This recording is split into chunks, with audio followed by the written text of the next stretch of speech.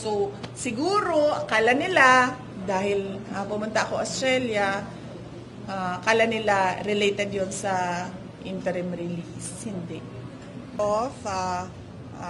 Magpasalamat ko sa mga Dabawenyos sa suporta nila sa hugpong sa taong lungsod o sa mga kandidato sa hugpong sa taong lungsod o hugpong ng pagbabago. And mag-congratulate ko sa ato ang mga councilors elect, sa ato ang Vice Mayor, and of course kay former President Rodrigo Duterte sa iyahang pagdaog as Mayor of Davao City o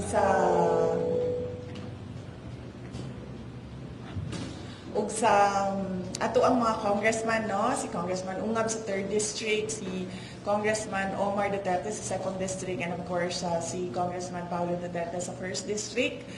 Ang advice nako sa ilaha to be always faithful sa ilahang duties, sa ilahang office, and ganina nakita nato sila nanumpa, no, na dito sa ilahang panunumpa to, number 1, be faithful to their functions and be faithful to the functions of their offices, if any, in addition to the position that they were elected to. And then next, that they will stand firmly by the legal orders, laws and decrees of duly constituted authorities in our country. And of course, that they be faithful to their oath, and that they are not, they have no purpose of evasion in their oath.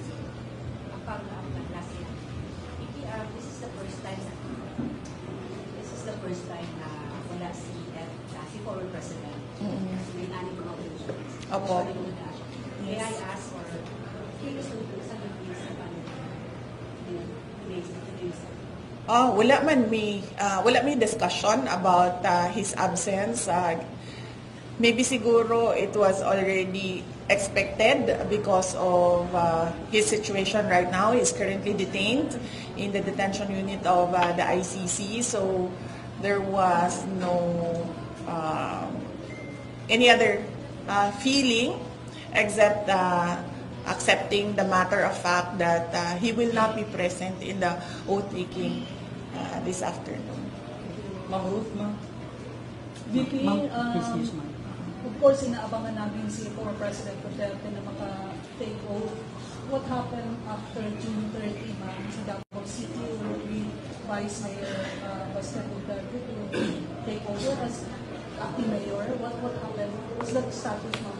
Okay, si former President and now Mayor-elect Rodrigo Duterte, he has until noon of June 30 to take his oath. In the event that he doesn't take his oath on June 30, then it will be Vice Mayor Baste who will be acting mayor of Davao City.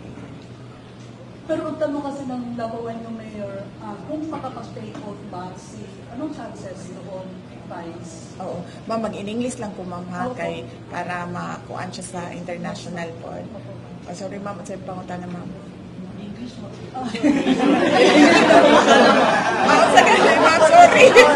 Walang mo na minaw. Napag-usapan niyo ba yung oath-taking? Yung sabi mo is hanggang meron pang afternoon June 30? For former President, no?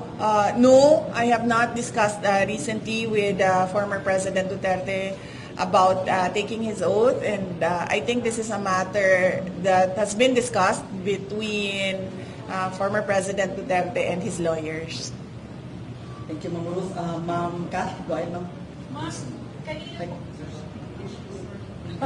kaninang earlier po, Congressman Ungab as well as, of course, Vice Mayor-elect said, yung pagkapanalo ng Hugpong isa parang proof siya na malaki yung support ng mga Dabawenyos. Do you think it will translate to 2028 for your candidacy? Well, it is difficult to speculate, no, whether the midterm elections will affect the 2028 presidential elections. But I can say that the midterm elections for Davao City was an affirmation of the leadership of Mayor Baste Duterte and former Mayor Rodrigo Duterte, and as well as Congressman Isidro Ungab, no, where he was given as his third term for his second set as representative of the 3rd District. And last na lang po, are we optimistic, ma'am, that former president can still take his home and somehow go home after the ICC? Apo. As a Davaoenyo, yes, I hope and pray that he will take his oath because I voted for him. I wanted him to be mayor of Davao City. So that is my prayer. But we really do not know what are the discussions between lawyers and former President Duterte. So we wait. If he takes his oath or he doesn't take his oath, then we will have a situation where Davao City will have an acting mayor. Thank you, Ma'am Kat. Argel, Relator Ma'am Jemmy. Hello, hapon, ma'am. Ma'am, earlier today, ma'am, you filed your counter affidavit before the Office of Ombudsman to answer allegations din po sa alleged misuse ng confidential funds ng OVP at saka ng anything else that you do as ma'am regarding The content? yes, ma'am. Oh, okay. With regard to the content, it is best if you can talk to my lawyers. For my ombudsman cases, my lawyers are Attorney Paul Lim, Attorney Clifford Chua, and they are assisted by Attorney Michael Powa. They can best explain the contents of the answer to the order of the ombudsman to give an answer, no? So as not to siguro for me to affect their defense strategy. So they are the best people to explain what can be publicly known and what cannot be stated in public. Earlier today, ma'am, may lumabas ng reports na accordingly, ma'am, Australian government has declined to host former President Rodrigo Duterte should the interim release that. Any reaction po nakakanap kayo ng information? Oh yes, I saw an email by a certain Hasna of the Australian Department of Foreign Affairs and Trade, yes. An email of, yes, a certain Hasna of Department of Foreign Relations and Trade. Yes, and first off, I'd like to clarify that the defense team of President Duterte never reached out to the Australian government to discuss about his interim release. There is no application of former President Duterte for interim release in Australia, and the submission of the lawyers of President Duterte, wherein there were two countries indicated in the document, albeit redacted. I have to confirm that the two countries, none of which is Australia. So I do not know why there was an email from a certain Hasna about the interim release of President Duterte to Australia. This has never been discussed with the Australian government. There was never an application with the Australian government, and there is no intent as well to apply for interim release with the Australian government. Follow-up lang. Aside dun sa two countries na redacted, ma'am, may other countries po ba na express na intent? In any case, granting interim release, na ready din silang tanggapin si FDA? Ang na-mention ko lang naman sa previous interviews ko is that merong list of countries na sinulat ang defense team ni dating Pangulong Rodrigo Duterte kung saan nila iniisip na pwedeng mag-apply ng interim release. But hindi yung lisahan na yon ay hindi in-applyan ng interim release. So, it is wrong to assume na because there is a list, there was an application for interim release to all the countries. No. Last one, ma'am, yung email na was directed to you, ma'am, or to OVP o sa council FPRRD? Ang email, I don't know saan galing ang email, but I got a copy. Yung email ng Australia ni certain Hasna of the Australian Foreign Relations and Trade. I do not know where and to whom it was addressed, but I got a copy of it, and I do not know as well on what basis she was able to say that there is parang it is not discussed with the Australian government and they will not allow interim release in Australia because in the first place there is no application for interim release in Australia. Okay, Bril Montalvo, ma'am, News 5. Mike, please.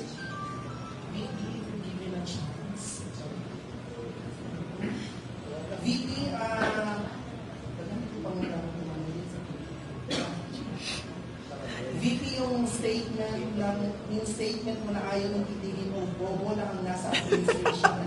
Sinabi ng palasyo na emosyonal ka daw at may pasaying pa na when emotions are high, intelligence are slow, but never speak out of anger. No, I'm not angry. I'm just stating a matter of fact. Hindi ako emotional. Nakita niyo naman ako kung paano ako maging emotional. Hindi pa ako umaabot doon. I'm just stating a fact that really kulang-kulang yung brain cells ng mga taong nagsasalita para sa administration. Follow-up, VP. Diversionary tactics mula ng Indian statement mo na ikaw ang front-runner sa 2028 election at gusto kang pabagsakin ng administration. Oh, of course not. So, let's just say na diversionary tactic ko yung yung presidential elections for 2028. Hypothetically, ganun yon. So, lumipat tayo sa ibang rason kung bakit nila ako atakihin. What they are doing is what is called political scapegoating. Kapag walang nangyayari sa administrasyon mo at walang ginagawa yung principal o yung presidente, ang gagawin nila is magtuturo ng ibang tao. Kapag merong question sa kawalan ng ginagawa ng administrasyon, ang gagawin nila ay magtuturo sa ibang tao para nawawala yung tanong at para nagugulo ang mga tao. That is a classic political scapegoating. Example of which is noong lumabas yung tanong sa blanco sa national budget natin. Mainit na ang tanong, bakit may blanks sa national budget? We are operating on an unconstitutional budget. Anong nangyari? Nagkaroon ng extraordinary rendition kay dating Pangulong Rodrigo Duterte. Idagdag na natin doon ang personal scandal ng member ng First Family doon sa United States of America. Anong nangyari? 3 days after, merong nangyari na extraordinary rendition o pagkuha kay dating Pangulong, sa pilitang pagkuha kay dating Pangulong Rodrigo Duterte dito sa ating bayan at dinala siya sa the Netherlands. Noong sumabog ang People's Initiative, yung kagustuhan nila na i-amenda ang konstitusyon para mapahaba yung kanilang mga termino at para burahin ang opisina ng Vice President at lumipat tayo sa parliamentary form of government kung saan Prime Minister lang ang ini-elect at hindi siya by popular vote, by members of parliament only. Anong ginawa nila? Nag-file sila ng impeachment dahil mainit na yung mga tao. Doon nagsimula yung "we are not for sale".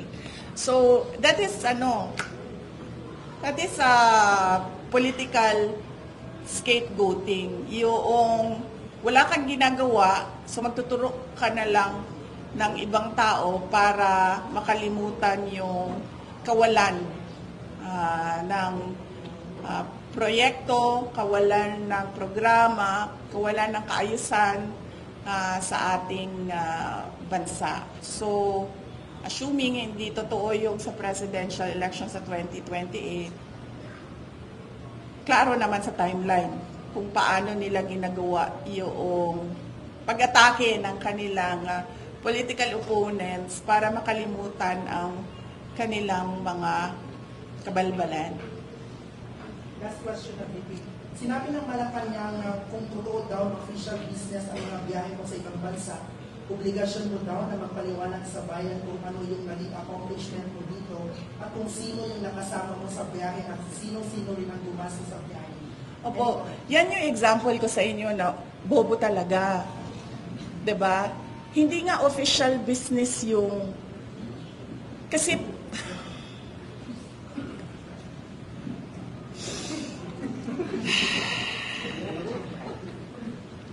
kailangan ko pa ba mag-explain? Sige, kailangan ko mag-explain nito, no? Kasi ang kausap mo medyo mahina, diba? So, sige. Kapag gumagamit ka ng pera ng gobyerno, yan yung official business. Kapag hindi mo ginagamit yung pera ng gobyerno, mag-leave ka at yan yung personal. Okay? Kapag gumagamit ka ng pera ng gobyerno, official business yan, kailangan mong mag-report. Magsabit ng report. Kapag personal siya at walang gamit ng pera ng gobyerno, hindi mo kailangan mag-report. So, ganun lang yan simple na kailangan ko pa i-explain. At ito po yung example ko o solid proof na ano ba ibang term ng bobo? Ano yung mas magandang term ng bobo? Iba pa. Ano daw? Sa Bisaya, sa gani, ng bugo gani? Ay. Pero sa Bisaya slang, sa ang bugo. Oplok. Mas worse mo na sa bobo eh. Yung medyo maganda pakinggan pero nagsasabi ka pa rin na bobo. Ha? Slow? Slow kasi hindi siya bobo slow. Siya mahina lang, no? Anong pang iba? Bobo na lang, bobo na lang.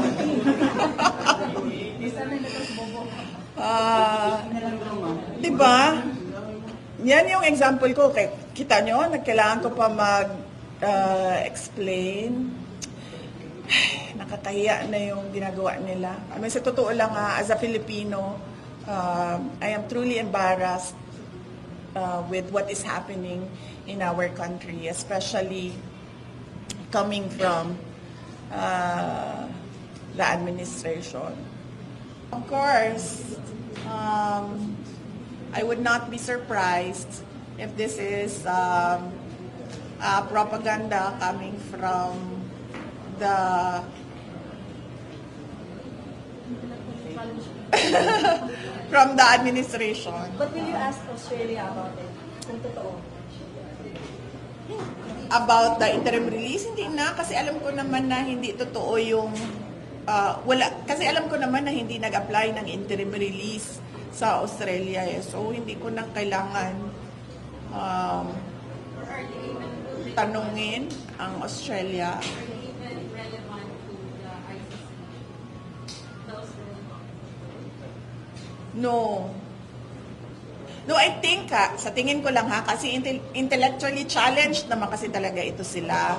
So, akala siguro nila, pumunta ako doon sa Australia for interim release.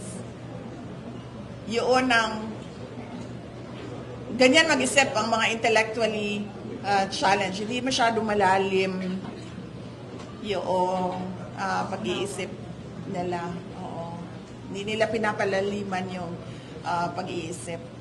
So, siguro, akala nila, dahil pumunta ako Australia, akala nila related yun sa interim release. Hindi.